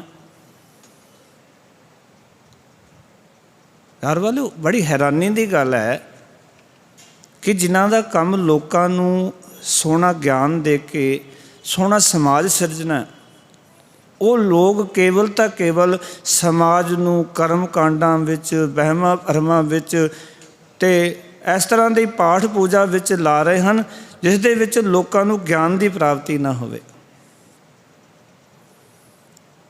ਮੈਂ ਸ਼ਾਇਦ ਅੱਗੇ ਵੀ ਗੱਲ ਕੀਤੀ, ਜਦੋਂ ਜੀ ਪੰਜਾਬੀ 'ਤੇ ਇੱਕ ਓਅੰਕਾਰ ਪ੍ਰੋਗਰਾਮ ਚੱਲਦਾ ਸੀ ਤਾਂ ਉੱਥੇ ਕਈ ਵਾਰੀ ਮਹਾਰਾਜ ਦੀ ਕਿਰਪਾ ਹੋਈ ਕਿ ਵੱਖ-ਵੱਖ ਸਬਜੈਕਟਾਂ ਤੋਂ ਬੋਲਣ ਦਾ ਟੀ.ਵੀ 'ਤੇ ਮੌਕਾ ਮਿਲਿਆ। ਤਾਂ ਉਸ ਵੇਲੇ ਇੱਕ ਦਿਨ ਡਿਬੇਟ ਕਰਕੇ ਮੈਂ ਬਾਹਰ ਆਇਆ ਅਤੇ ਇੱਕ ਪੰਡਤ ਜੀ ਬੈਠੇ ਸਨ। ਸਤਿ ਸ਼੍ਰੀ ਅਕਾਲ ਹੋਈ। ਪੰਡਤ ਜੀ ਰਾਜੀ ਖੁਸ਼ੀ ਪੁੱਛਣ ਲੱਗ ਪਏ ਵੀ ਗਿਆਨੀ ਜੀ ਠੀਕ ਹੋ? ਮੈਂ ਕਿਹਾ ਠੀਕ ਹਾਂ, ਤੁਸੀਂ ਸੁਣਾਓ। ਗੱਲਾਂ ਬਾਤਾਂ ਹੋਈਆਂ।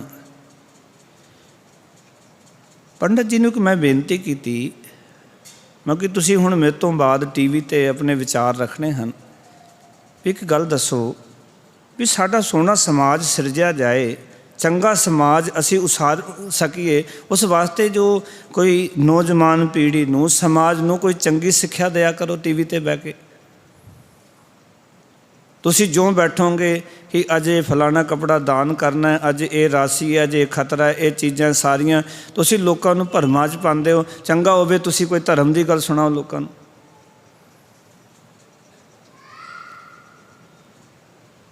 ਪੰਡਤ ਜੀ ਦੇ ਬਿਆਨ ਸਨ ਕਿ ਧਰਮ ਦੀ ਗੱਲ ਸੁਣਾ ਕੇ ਤੁਹਾਨੂੰ ਲੋਕ ਕਿੰਨਾ ਸਤਿਕਾਰ ਕਰਦੇ ਆ। ਤੁਸੀਂ ਧਰਮ ਦੀ ਗੱਲ ਸੁਣਾਉਂਦੇ ਹੋ ਨਾ, ਤੁਹਾਡੀ ਲੋਕ ਕਿਤਨੀ ਸੇਵਾ ਕਰਦੇ ਆ, ਤੁਹਾਡੀਆਂ ਕਿਤਨੀਆਂ ਤਨਖਾਹਾਂ ਨੇ। ਮੈਂ ਇੱਕ ਪ੍ਰੋਗਰਾਮ ਦੇ ਕਈ ਲੱਖ ਰੁਪਏ ਲੈ ਲੈਂਦਾ ਹਾਂ। ਕੀ ਕਰਨ ਦੇ? ਲੋਕਾਂ ਨੂੰ ਭਰਮਾਂ 'ਚ ਪਾਉਣ ਦੇ। ਤੁਸੀਂ ਲੋਕਾਂ ਨੂੰ ਭਰਮਾਂ 'ਚ ਪਾਉਂਦੇ, ਸਾਨੂੰ ਕੋਈ 10 ਰੁਪਏ ਨਹੀਂ ਦੇ ਕੇ ਜਾਂਦਾ ਉੱਥੇ। ਤੁਸੀਂ ਲੋਕਾਂ ਨੂੰ ਕਹਿੰਦੇ ਭਰਮਾਂ ਵਿੱਚ ਨਾ ਪਾਓ, ਕਰਮਕਾਂਡੀ ਜੀਵਨ ਨਾ ਜੀਓ, ਇਹਨਾਂ ਸਾਰਿਆਂ ਤੋਂ ਤੁਹਾਨੂੰ ਕੋਈ ਸਤਿਕਾਰ ਕਰਦਾ? ਕਹਿੰਦੇ ਇਸ ਸਮਾਜ ਨੂੰ ਗੁੰਮਰਾਹ ਕਰਕੇ ਰੱਖਣਾ ਚਾਹੀਦਾ। ਕਹਿੰਦਾ ਇਹ ਤਾਂ ਹੀ ਲੋਟ ਆਉਂਦੇ, ਕਹਿੰਦੇ ਇਹਨਾਂ ਨੂੰ ਗਿਆਨ ਦੇਣ ਦਾ ਕੋਈ ਲਾਭ ਨਹੀਂ ਹੈ। ਅਤੇ ਜਿੱਥੇ ਇਹ ਵਿਚਾਰਧਾਰਾ ਹੋਵੇ, ਜਿੱਥੇ ਲੋਕਾਂ ਦੀ ਵੀ ਸਮਝ ਇੱਥੇ ਖੜੀ ਹੋਵੇ, ਅਤੇ ਉਸ ਸਮਾਜ ਨੂੰ ਕਿਵੇਂ ਸੁਧਾਰਿਆ ਜਾ ਸਕਦਾ ਹੈ। ਇੱਕ ਮੈਂ ਸੱਚਾਈ ਦੱਸ ਰਿਹਾ, ਉਹ ਕਹਿੰਦਾ ਅਸੀਂ ਵੀ ਗਿਆਨ ਦੀ ਗੱਲ ਕਰ ਸਕਦੇ ਹਾਂ, ਸਾਨੂੰ ਵੀ ਸਮਝ ਹੈ, ਐਸੀ ਗੱਲ ਨਹੀਂ ਸਾਨੂੰ ਗਿਆਨ ਨਹੀਂ ਹੈ, ਪਰ ਲੋਕਾਂ ਨੇ ਗਿਆਨ ਲੈਣਾ ਨਹੀਂ ਹੈ। ਉਸ ਗਿਆਨ ਤੋਂ ਲੋਕਾਂ ਨੇ ਸਾਡੀ ਕਦਰ ਨਹੀਂ ਪਾਉਣੀ। ਲੋਕ ਜਿਤਨੇ ਕਰਮ ਕਾਂਡਾਂ 'ਚ ਪਾਓ, ਜਿਤਨੇ ਇਹਨਾਂ ਨੂੰ ਮੰਤਰ ਪੂਜਾ ਦੱਸੋ, ਜਿਤਨਾ ਭਰਮਾਂ 'ਚ ਪਾਓ, ਉਤਨੇ ਇਹ ਲੋਕ ਠੀਕ ਰਹਿੰਦੇ। ਔਰ ਅੱਜ ਸਮਾਜ ਵਿੱਚ ਇਹੀ ਕੁਛ ਹੋ ਰਿਹਾ। ਜਿਹੜੇ ਭਰਮਾਂ ਵਿੱਚ ਪਾਉਣ ਵਾਲੇ ਲੋਕ ਨੇ, ਉਹਨਾਂ ਦੀਆਂ ਦੁਕਾਨਾਂ ਚੱਲਦੀਆਂ, ਉੱਥੇ ਲੋਕਾਂ ਦੇ ਤਾਤੇ ਲੱਗਦੇ ਨੇ, ਉੱਥੇ ਲੋਕਾਂ ਦੇ ਇਕੱਠ ਹੁੰਦੇ ਹਨ।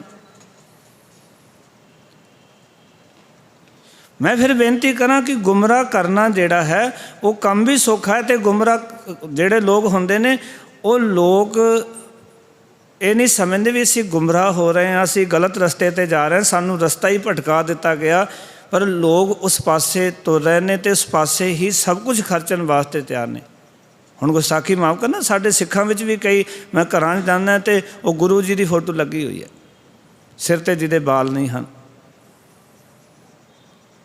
ਮੈਂ ਕਿਸੇ ਸਿੱਖ ਨੂੰ ਪੁੱਛਿਆ, ਪਹਿਲਾਂ ਸ਼ੁਰੂ 'ਚ ਮੈਨੂੰ ਪਤਾ ਨਹੀਂ ਸੀ, ਗੱਡੀ 'ਤੇ ਲਿਖਿਆ ਸੀ ਗੁਰੂ ਜੀ, ਮੈਂ ਸਮਝਿਆ ਸ਼ਾਇਦ ਵੀ ਗੁਰੂ ਗ੍ਰੰਥ ਸਾਹਿਬ ਦਾ ਸੇਵਕ, ਗੁਰੂ ਗ੍ਰੰਥ ਸਾਹਿਬ ਨੂੰ ਲਿਖਿਆ ਗੁਰੂ ਜੀ।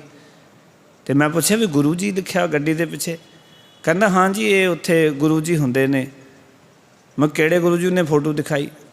ਮੈਂ ਕਿਹਾ ਤੂੰ ਤਾਂ ਸਿੱਖ ਹੈ। ਅਤੇ ਕਹਿਣ ਲੱਗਾ, ਕਹਿੰਦੇ ਉੱਥੇ ਵੀ ਤਾਂ ਕਹਿੰਦੇ ਬਾਣੀ ਪੜ੍ਹੀ ਜਾਂਦੀ ਹੈ, ਉੱਥੇ ਪੂਰਾ ਦਿਨ ਕੀਰਤਨ ਚੱਲਦਾ।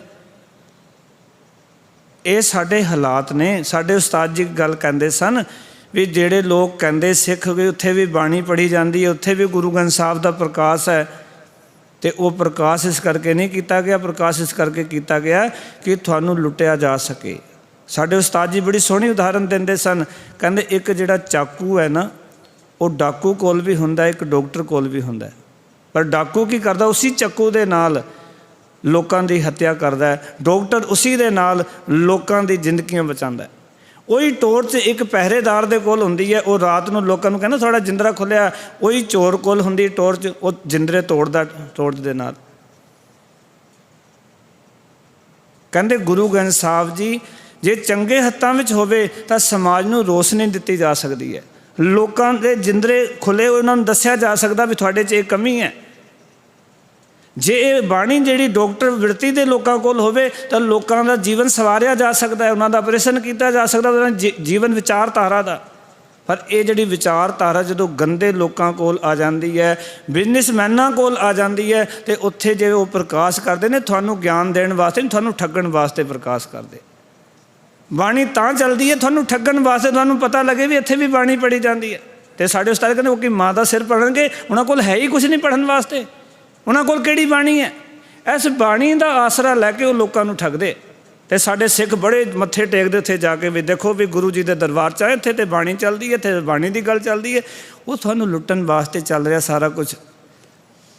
ਇਹ ਤਾਂ ਡਾਕੂ ਦੇ ਹੱਥ ਵਿੱਚ ਚਾਕੂ ਲੱਗ ਗਿਆ, ਉਹ ਲੁੱਟੀ ਜਾ ਰਿਹਾ ਹੈ। ਇਹ ਚੋਰ ਦੇ ਹੱਥ ਵਿੱਚ ਟੋਰਚ ਲੱਗ ਗਈ ਹੈ। ਗਿਆਨ ਸੀ ਨਾ ਗੁਰੂ ਸਾਹਿਬ ਦਾ, ਟੋਰਚ ਦੀ ਤਰ੍ਹਾਂ ਸੀ, ਪ੍ਰਕਾਸ਼ ਸੀ, ਪਰ ਪ੍ਰਕਾਸ਼ ਗੰਦੇ ਹੱਥਾਂ ਵਿੱਚ, ਗਲਤ ਹੱਥਾਂ ਵਿੱਚ ਚਲਾ ਗਿਆ। ਜੇ ਕੋਈ ਚੰਗੇ ਹੱਥਾਂ ਵਿੱਚ ਜਿਨ੍ਹਾਂ ਦੇ ਕੋਲ ਗਿਆਨ ਹੈ, ਜੇ ਉਹ ਗੱਲ ਕਰਦਾ ਤਾਂ ਉਹਦੀ ਲੋਕ ਗੱਲ ਸੁਣਨ ਨੂੰ ਤਿਆਰ ਨਹੀਂ ਹਨ। ਕਬੀਰ ਸਾਹਿਬ ਜਿਹੜੀ ਗੱਲ ਤਰਕ ਕਰ ਰਹੇ ਨੇ ਨਾ, ਹਮ ਗੋਰੂ ਤੁਮ ਗਵਾਰ ਗੁਸਾਈ, ਜਨਮ ਜਨਮ ਰਖਵਾਰੇ, ਕਬਹੂ ਨਾ ਪਾਰ ਉਤਾਰ ਚਰਾਇਓ, ਕੈਸੇ ਖਸਮ ਹਮਾਰੇ। ਤੁਸੀਂ ਕੈਸੇ ਮਾਲਕ ਹੋ ਸਾਡੇ, ਵੀ ਸਾਨੂੰ ਕਦੀ ਵੀ ਇਸ ਭਵ ਸਾਗਰ ਤੋਂ ਪਾਰ ਲਗਾਉਣ ਵਾਲੀ ਕੋਈ ਮੱਤ ਨਹੀਂ ਦਿੱਤੀ। ਇਹ ਤੁਹਾਡਾ ਕੰਮ ਸੀ ਸਾਨੂੰ ਮੱਤ ਦਿੰਦੇ, ਜਿੱਥੇ ਅਸੀਂ ਗਲਤ ਸੀ ਸਾਨੂੰ ਦੱਸਦੇ ਵੀ ਤੁਸੀਂ ਇੱਥੇ ਗਲਤ ਹੋ। ਔਰ ਤੁਸੀਂ ਦੇਖੋ ਨਾ, ਜਿੱਥੇ ਕਿ ਇਹ ਚੀਜ਼ਾਂ ਨਹੀਂ ਦੱਸੀਆਂ ਜਾਂਦੀਆਂ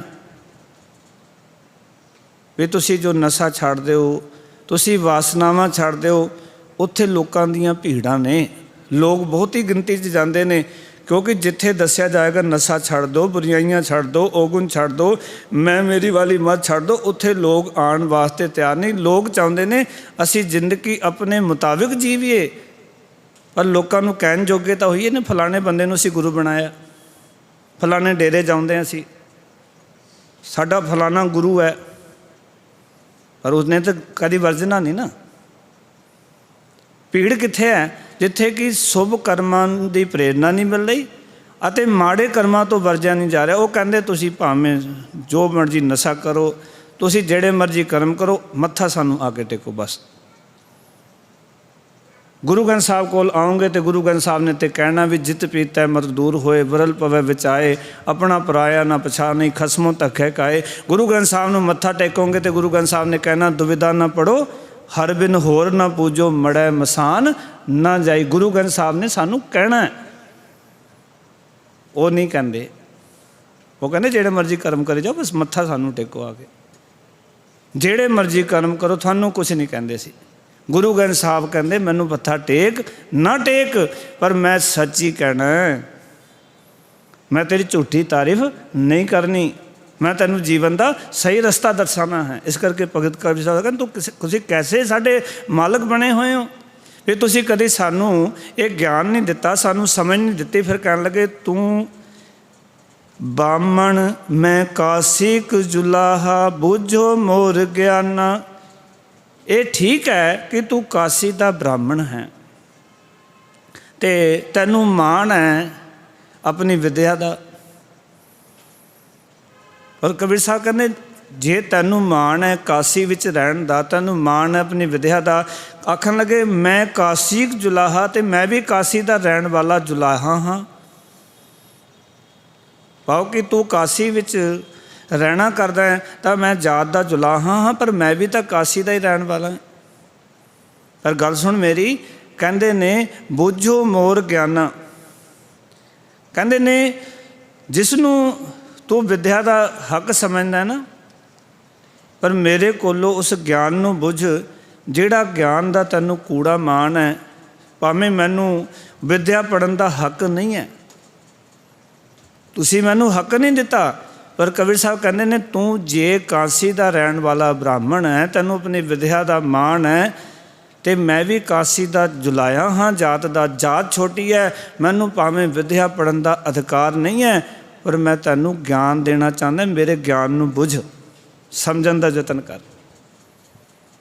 ਫਿਰ ਕਹਿਣ ਲੱਗੇ, ਕਹਿੰਦੇ ਤੁਮ ਤੋ ਜਾਚੇ ਭੂਪਤ ਰਾਜੇ। ਕਹਿੰਦੇ ਨੇ ਤੁਸੀਂ ਕੀ ਕਰਦੇ ਹੋ? ਕਹਿੰਦੇ ਤੁਸੀਂ ਗੱਲ ਨੂੰ ਵਿਚਾਰ ਕਰਕੇ ਵੇਖ, ਵਿਦਿਆ ਪੜ੍ਹ ਕੇ ਆਖਿਰ ਤੁਸੀਂ ਕੀ ਪ੍ਰਾਪਤ ਕੀਤਾ? ਤੁਸੀਂ ਤੇ ਰਾਜੇ ਰਾਣੀਆਂ ਦੇ ਦਰ 'ਤੇ ਮੰਗਦੇ ਫਿਰਦੇ ਹੋ। ਤੁਮ ਤੋਂ ਜਾਚੇ ਭੂਪਤ ਰਾਜੇ, ਤੁਸੀਂ ਤਾਂ ਜਾਚਨਾ ਕਰਦੇ ਹੋ ਰਾਜੇ ਰਾਣੀਆਂ ਦੇ ਦਰ 'ਤੇ ਜਾ ਕੇ। ਹਰਸ਼ੋ ਮੋਰ ਤਿਹਾਨਾ, ਮੇਰੀ ਸੁਰਤ ਪ੍ਰਭੂ ਦੇ ਚਰਨਾਂ ਨਾਲ ਜੁੜੀ ਹੋਈ ਹੈ, ਮੇਰਾ ਧਿਆਨ ਪ੍ਰਭੂ ਵਿੱਚ ਲੱਗਿਆ ਹੋਇਆ ਹੈ, ਮੈਂ ਉਸ ਰੱਬ ਦੇ ਨਾਲ ਜੁੜਿਆ ਹੋਇਆ, ਮੇਰੀ ਮੰਗ ਵੀ ਰੱਬ ਹੈ, ਮੇਰਾ ਮੰਗਣਾ ਵੀ ਰੱਬ ਕੋਲੋਂ ਹੈ, ਤੇ ਤੁਸੀਂ ਤਾਂ ਰਾਜੇ ਰਾਣੀਆਂ ਦੇ ਦਰ 'ਤੇ ਜਾ ਕੇ ਮੰਗਦੇ ਫਿਰਦੇ ਹੋ। ਤੁਸੀਂ ਵਿਦਿਆ ਦਾ ਕੂੜਾ ਮਾਣ ਕਰਦੇ ਹੋ, ਆਪਣੇ ਆਪ ਨੂੰ ਉੱਚਾ ਸਮਝਦੇ ਹੋ, ਪਰ ਕਦੀ ਤੁਸੀਂ ਵਿਚਾਰਿਆ ਹੈ ਕਿ ਉੱਚਾ ਕਿਰਤੀ ਬੰਦਾ ਹੈ ਜਿਹੜਾ ਕਿਰਤ ਕਰਕੇ ਖਾ ਰਿਹਾ ਹੈ, ਜਾਂ ਤੁਸੀਂ ਮੰਗ ਕੇ ਖਾ ਰਹੇ ਹੋ ਤੁਸੀਂ ਉੱਚੇ ਹੋ? ਇਹ ਵੀ ਗੱਲ ਇੱਥੇ ਕਹਿਣਾ ਚਾਹ ਰਹੇ ਨੇ ਵੀ ਤੁਸੀਂ ਤਾਂ ਦਰ ਦਰ ਜਾ ਕੇ ਮੰਗਦੇ ਹੋ ਨਾ, ਪਰ ਮੈਂ ਮੰਗਦਾ ਨਹੀਂ ਹਾਂ, ਮੈਂ ਕਿਰਤੀ ਹਾਂ, ਮੈਂ ਜੁਲਾਇਆ ਜਾਦਾ ਹਾਂ, ਮੈਂ ਆਪਣਾ ਕੰਮ ਕਰਦਾ ਹਾਂ, ਔਰ ਮੇਰੀ ਸੁਰਤ ਅਕਾਲ ਪੁਰਖ ਵਾਹਿਗੁਰੂ ਦੇ ਚਰਨਾਂ ਨਾਲ ਜੁੜੀ ਹੋਈ ਹੈ। ਸੋ ਇਸ ਸ਼ਬਦ ਦੇ ਵਿੱਚ ਜਿਹੜੇ ਗੱਲਾਂ ਕਬੀਰ ਸਾਹਿਬ ਨੇ ਕੀਤੀਆਂ, ਉਹ ਰੂਹਾਨੀ ਜੀਵਨ ਦੀ ਗੱਲਾਂ ਇਹ ਨੇ ਕਿ ਸਾਨੂੰ ਬਾਹਰ ਦੀ ਵਿਦਿਆ ਦਾ, ਬਾਹਰ ਦੇ ਪਾਠਾਂ ਦਾ, ਜਾਂ ਗਿਣਤੀ ਮਿਣਤੀ ਦਾ, ਜਾਂ ਆਪਣੀ ਉੱਚੀ ਜਾਤ ਦਾ ਹੰਕਾਰ ਨਾ ਕਰਕੇ ਸਾਨੂੰ ਰੂਹਾਨੀ ਜੀਵਨ ਦਾ ਪੈਂਡਾ ਤੈਅ ਕਰਨਾ ਚਾਹੀਦਾ ਹੈ। ਸਾਨੂੰ ਗੁਰੂ ਦੇ ਦਰਸਾਏ ਹੋਏ ਮਾਰਗ ਨੂੰ ਆਪਣੇ ਜੀਵਨ ਵਿੱਚ ਇਖਤਿਆਰ ਕਬੂਲ ਕਰਨਾ ਚਾਹੀਦਾ ਹੈ, ਤਾਂ ਕਿ ਅਸੀਂ ਮਨੁੱਖਤਾ ਦੇ ਨਾਲ ਆਪਸੀ ਮੇਲ ਪਿਆਰ ਅਤੇ ਆਪਸੀ ਸਾਂਝਾਂ ਕਾਇਮ ਕਰ ਸਕੀਏ। ਆਪਣੇ ਆਪ ਨੂੰ ਉੱਚਾ ਨਾ ਸਮਝ ਕੇ ਔਰ ਦੂਜੇ ਨੂੰ ਨੀਵਾਂ ਨਾ ਸਮਝ ਕੇ ਅਸੀਂ ਸਾਰਿਆਂ ਨੂੰ ਉਸ ਰੱਬ ਦੇ ਬੰਦੇ ਸਮਝ ਕੇ ਸਾਰਿਆਂ ਨੂੰ ਪਿਆਰ ਕਰੀਏ। ਜੋ ਵੀ ਵਿਦਿਆ ਕੋਈ ਗਿਆਨ ਸਾਡੇ ਕੋਲ ਹੈ, ਉਸ ਦਾ ਹੰਕਾਰ ਜਿਹੜਾ ਉਹ ਕੂੜਾ ਹੈ, ਉਹ ਸਾਨੂੰ ਰੱਬ ਨਾਲ ਨਹੀਂ ਮਿਲਣ ਦੇਵੇਗਾ। ਔਰ ਇਹ ਗੱਲ ਸਾਨੂੰ ਯਾਦ ਰੱਖਣੀ ਚਾਹੀਦੀ ਹੈ ਵੀ ਮੈਂ ਜੋ ਕਰਮ ਕਰ ਰਿਹਾ ਹਾਂ, ਉਸ ਪਰਮਾਤਮਾ ਦੀ ਦਰਗਾਹ ਵਿੱਚ ਉਹਨਾਂ ਕਰਮਾਂ ਦਾ ਲੇਖਾ ਹੋਣਾ ਹੈ। ਮੈਂ ਕਿਵੇਂ ਉਹਨਾਂ ਕਰਮਾਂ ਦਾ ਲੇਖਾ ਜੋਖਾ ਦਾਂਗਾ? ਇਸ ਕਰਕੇ ਆਪਣੇ ਕਰਮ ਸੁਧਾਰਨੇ ਚਾਹੀਦੇ ਹਨ, ਮਾੜੇ ਕਰਮ ਛੱਡਣੇ ਚਾਹੀਦੇ ਹਨ, ਚੰਗੇ ਕਰਮ ਇਖਤਿਆਰ ਕਰਨੇ ਚਾਹੀਦੇ ਹਨ। ਆਪਣੀ ਜਾਤ ਦਾ, ਆਪਣੀ ਵਿਦਿਆ ਦਾ, ਧਾਰਮਿਕ ਰਸਮਾਂ ਦਾ ਸਾਨੂੰ ਕੋਈ ਗੁਮਾਨ ਨਹੀਂ ਕਰਨਾ ਚਾਹੀਦਾ। ਇਤਨੇ ਬਚਨ ਅੱਜ ਦੇ ਦੀਵਾਨ 'ਚ ਪ੍ਰਵਾਨ। ਸਾਰਿਆਂ ਦਾ ਧੰਨਵਾਦ ਜੀ। ਆਇਆਂ ਨੂੰ ਫਤਿਹ ਦੀ ਸਾਂਝ ਕਰੋ। ਆਖੋ ਜੀ ਵਾਹਿਗੁਰੂ ਜੀ ਕਾ ਖਾਲਸਾ, ਵਾਹਿਗੁਰੂ ਜੀ ਕੀ ਫਤਿਹ।